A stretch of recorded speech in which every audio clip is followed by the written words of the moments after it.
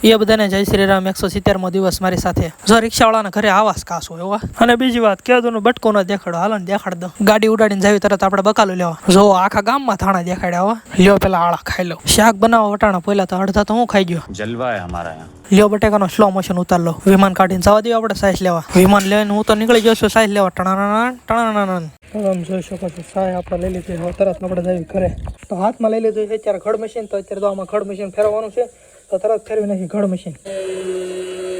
તો તમે જોઈ શકો છો વધારે ઘડ મશીન અકલ નાખ્યું તો આમ તો ફીણા આવી ગયા તો તમે જોઈ શકો છો અત્યારે વોશ કરવું દો તો હાલો કરી નાખ્યું વોશ તો તમને એક વસ્તુ દેખાડો એક નંબર વસ્તુ થઈ ગઈ છે આમ તમે જોઈ શકો છો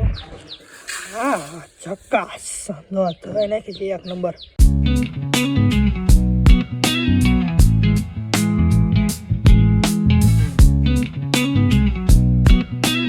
ગાડી તો આમાં તો હું જ બગડી ગયો તો આપણને અત્યારે ભૂખ લાગી છે એટલે એને તરત આપણે જવાનું છે ગામમાં વસ્તુ લેવા એટલે તરત જઈએ આપણે ગામમાં વસ્તુ લેવા તો તમે જોઈ શકો છો બચે છે બાકી ઉપર લીધું છે મૂકવાનું થતું નથી અત્યારે તમે લઈ લીધું બ્લેન્ડર અને આમ તમે જોઈ શકો છો આમ તો નકરા કે વાસણ આ આડે થડ પીડા તો તમે જોઈ શકો છો આમ તો પાણી બનીને થઈ ગયું છે તૈયાર એટલે આજે ખાલી પાણી જ છે આની અંદર હજી થોડુંક પાણી નાખવાનું અને એકવાર મેં મૂકી દીધું છે જોઈ શકો છો હું પાણી મૂકી દીધું છે એકવાર તો તમે જોઈ શકો છો એક નંબર ઘર થઈ ગયું છે આમ જોઈ શકો છો એક નંબર આમ તો ધોઈ કાર્ય થઈ ગયું છે એક નંબર ઘર તો આ સાથે હાલનો વ્લોગ અહીં એન્ડ કરીએ છીએ મળશે આપણે બીજા વ્લોગમાં